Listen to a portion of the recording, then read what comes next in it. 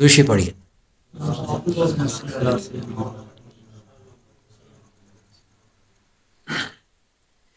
فرمایا اگرچہ آخر کار معاملہ تفویض یعنی سب کچھ اللہ کے حوالے کرنے تک جا پہنچتا ہے. بندہ چلتا ہے نا، یعنی اللہ کی جب مان کے چلے تو پھر ایسا نہیں ہوتا کہ اللہ اس کو چھوڑتا ہے. نہیں، کیسے ہو سکتا ہے؟ جب وہ اللہ کی مان کے چلے گا تو اللہ اس کو چھوڑے گا، بلکہ چلانے والا ہی وہی ہے. ہمارا ہمیں تو کہتا ہے کہ چلو، ہم نے صرف ارادہ کرنا ہے، باقی تو ساری سپورٹ اس کی آتی ہے اور منزل مقصود پہنچاتا ہے. تو فرمایا کہ سب کچھ اللہ کے حوالے کرنا، پھر معاملہ یہ پہنچ جاتا ہے کہ بندہ بے اختیار کے اٹھتا ہے کہ میں اللہ کی رضا میں راضی ہوں. تکلیف تو ہوتی ہے، جسمانی جو عوارض آتے ہیں نا، جسمانی جب جسم پہ جو کٹ لگے گا تکلیف تو ہوگی. ٹھیک، کوئی خدا نہ خواستہ کوئی زندگی میں کوئی حادثہ ہو جائے، کوئی معاملات ہو جائے، یہ زندگی یہی. آقا علیہ السلام نے بڑا خوبصورت جملہ شاہ فرمایا کہ دنیا جو ہے نا، یہ مومن کے لیے قید خانہ ہے. مومن کے لیے قید خانہ کتنا ہی خوبصورت ہو، قید ہوتی ہے. اب ایک بہت بڑا ایک محل ہو نا، اس میں کسی بندے کو جو چاہتا ہو مجھے دنیا بھر کی آسائشات مل جائیں، اس سے کہے کہ یہ محل آپ کو دیا، آپ اندر جائیں، دنیا بھر کی آسائشات اس کے اندر موجود ہیں، لیکن ایک شرط ہے اس کی، آپ اب اس محل سے باہر نہیں نکل سکتے تا دم آخر. بات سے لاکھوں پہ کوئی عقل مند انسان ان تمام تر نعمتوں کے باوجود، وسیع و عریض محل ہے، آسائشیں اندر موجود ہیں، پھر بھی اس کے لیے قید ہی ہوگی. اور وہ جانتا ہے کہ آزادی کیا نعمت ہے. آزادی کس سے کہتے ہیں؟ یہاں جہاں تک جائے گا وہ ایک فصیل ہوگی نا، بس اس کے اندر پھر کیا. اور باہر رہنے کے بعد آزادی ایک بڑی نعمت ہے.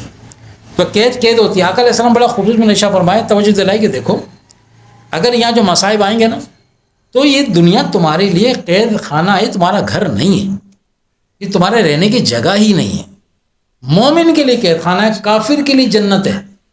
جنت میں کیا ہے؟ جنت آسائشات ہے نا، جنت میں آسائشات ہے. دنیا کے لیے کہا گیا کہ مومن کے لیے قید خانہ ہے. تو اس میں تو مصائب آئیں گے، جب مصائب آئیں، تکلیفیں آئیں، تو سمجھ لیں کہ ہم قید ہی میں ہیں، اور قید میں تو یہ مصائب آنے ہیں. اور پھر مصائب کا معاملہ اگر خدا کی طرف سے ہے، ٹھیک ہے، تو پھر کیا ہے کہ صبر اور شکر کے ساتھ یہ قید خانے کی قید کو کاٹنا ہی پڑے گا. چارہ کچھ بھی نہیں ہے، اس کے علاوہ چارہ اور کچھ نہیں ہے. اور ایک اور آگے کی بات کہ ہم یعنی مثال کے طور پہ یہ ہمارا جو خاکی جسم ہے، خاکی جسم جو ہمارا، یہ حقیقی نہیں ہے، سب جانتے ہیں. یہ لباس ہے. مثال کے طور پہ یہ لباس ہے اور اس کے اندر جسم ہے.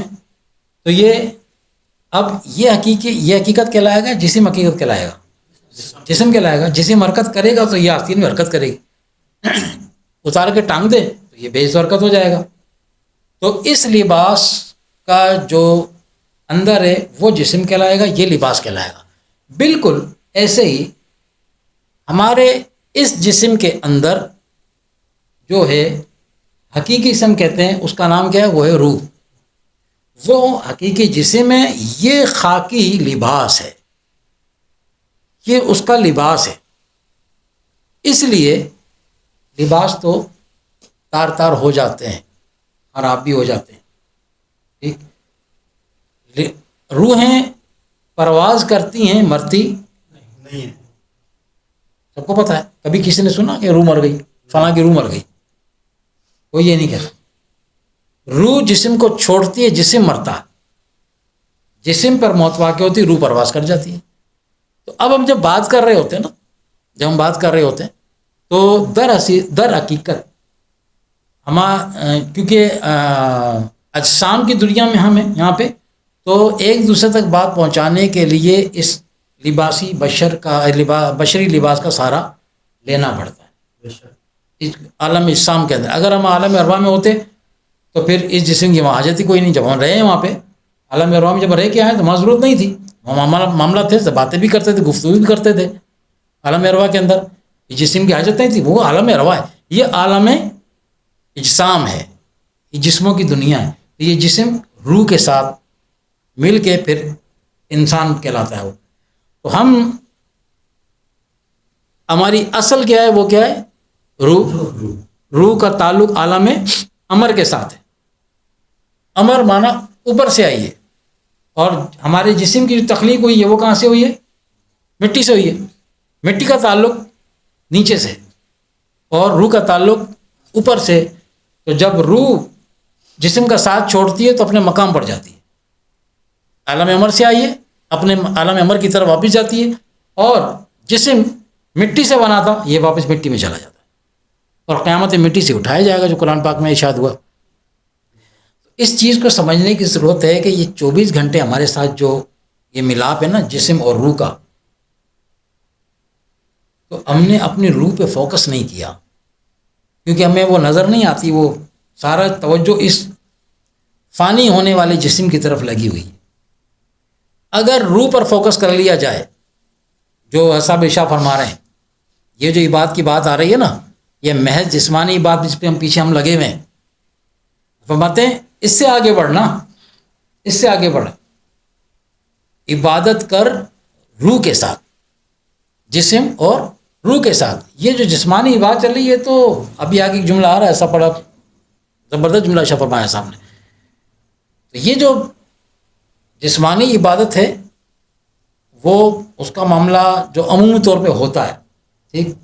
اگر جسم کے ساتھ ساتھ روح بھی اس عبادت کا مزہ چکھے تو پھر بات بنتی ہے. ورنہ ٹھیک ہے، نقل بھی بری نہیں ہے، نقل سے اصل کی طرف آدمی چلتا ہے. آگے آپ فرماتے ہیں کہ یہ تو آپ نے سن لیا کہ پھر معاملہ یہاں، اگر وہ چلے تو معاملہ خود کہاں تک پہنچ جاتا ہے کہ پھر وہ کہتا ہے کہ میں اللہ کی رضا میں راضی ہوں. کیا ہے؟ جب اللہ کی مان کے چلتا ہے اور اللہ تعالیٰ اس پر اپنی خوشی کی نعمتیں بھیجتا ہے، اس پر مصائب بھی، اور مصائب بھیجنے کا مقصد دھکیلنا نہیں ہوتا، آگے بڑھانا ہوتا ہے. جو اس کی یاد میں، اس کی محبت میں آگے بڑھتا ہے، تو پھر آپ نے مشہور باتیں سنی ہوں گی نا، وہ کہ جو سونا نکلتا ہے تو سونے کو کیا ایسی پہن لیا جاتا ہے، یا وہ بادشاہوں کے سر کا تاج ایسی بن جاتا ہے. کسی گلے کا ہار کیا ایسی نکالا، ایسی گرہ میں ڈال دیا، سونا ہونے کے باوجود نہیں جچے گا. اب اگر اس کو کسی بادشاہ کے سر کا تاج بننا ہے، اور کسی گلے کا ہار بننا ہے، کسی انگوٹھی کے نگینہ بننا ہے کہ وہ اس کو پہنے، وہ زیور کے لائے، تو پھر اس کو کئی پروسیس سے، کئی مراحل سے گزرنا پڑے گا. اگر اس سونے کو زبان مل جائے تو اس کی پھر کوئی چیخو پکار سنے.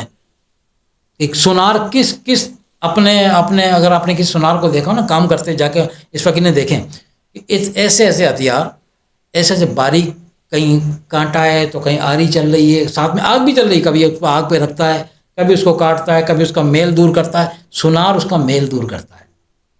زمین سے سونا نکلتا ہے نا، تو کثافت ہوتی ہے اس کے اندر. اب اس کو نکھارنا، اچھا وہ کثافت ساری اس کی مٹی دور کرنے کے بعد اب پھر کیا ہے، اب اس کو پھر کوئی کسی ڈیزائن میں لے کے آنا ہے، تاج بنانا ہے، ہار بنانا ہے.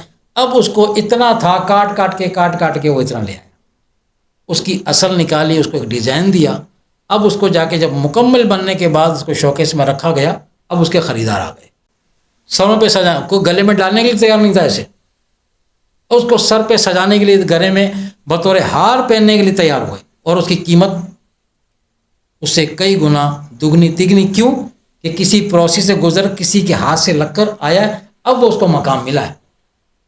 تو وہ تو سونا ہے. سونا افضل ہے کہ انسان افضل ہے؟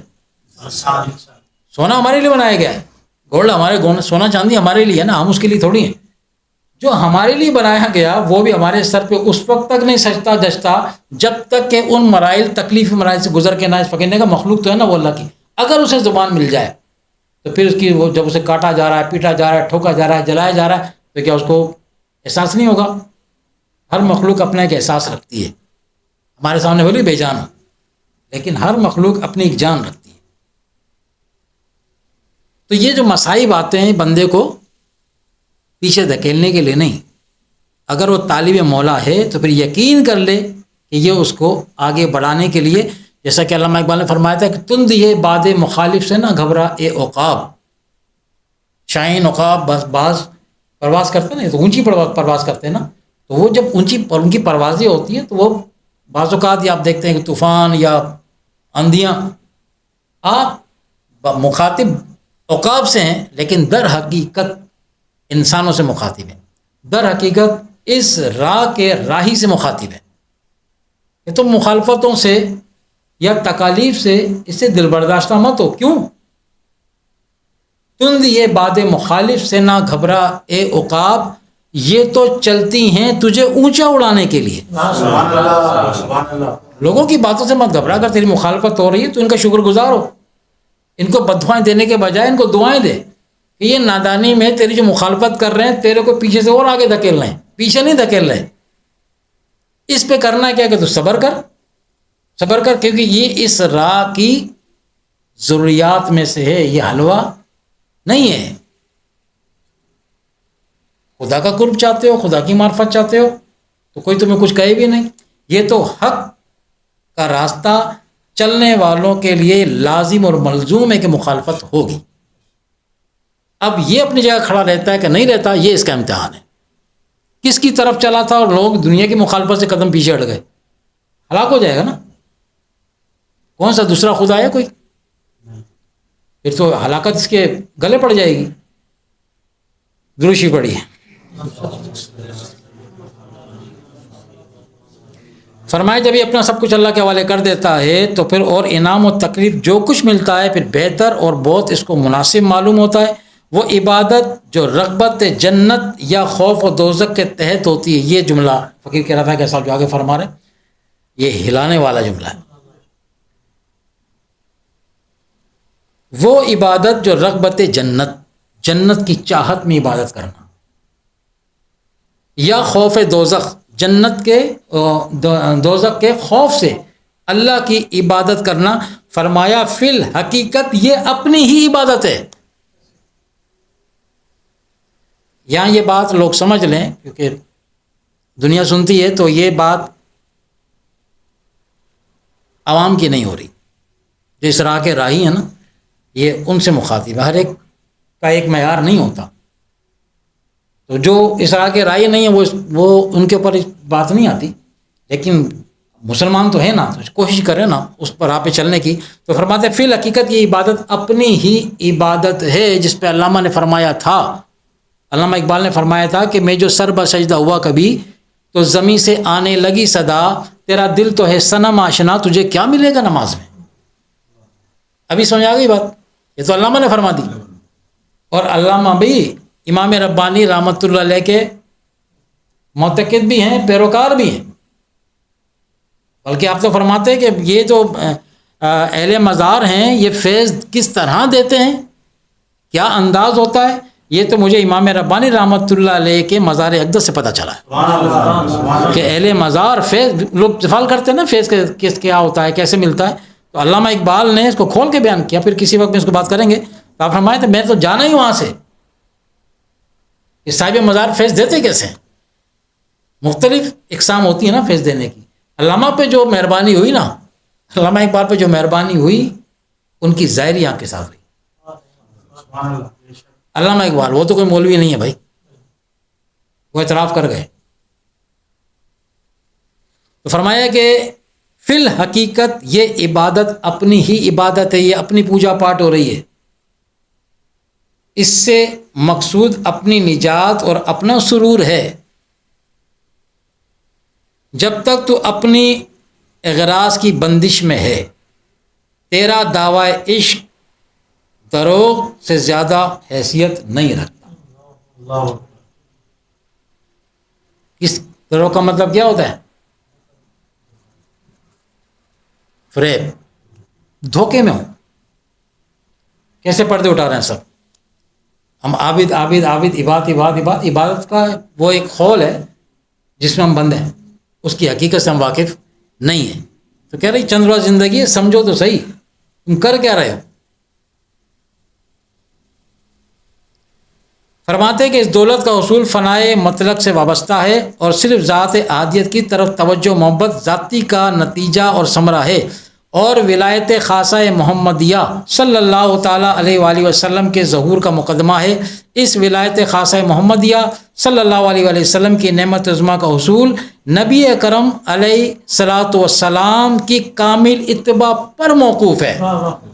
دیکھیں گھما پھرا کے ایسا پھر وہیں لے آتے ہیں۔ جو خاصہ عبادت کا ہے نا، اگر کوئی چاہتا ہے کہ مجھے کمال عبادت حاصل ہو اور وہ جو اوپر بیان ہو کہ میں اللہ کی رضا میں راضی رہنے والا بن جاؤں، خوشی ہو یا غمی ہو میں ویسا بن جاؤں، تو فرمایا کہ اتباع رسول کے سوا چارہ نہیں ہے، آنا تمہیں وہیں سے ہو کے پڑے گا، کیونکہ یہ سارے معاملات کو حضور نے پریکٹیکلی کر کے دکھایا، پھر آپ کے صحابہ کرام نے اس پہ عمل کر کے دکھایا۔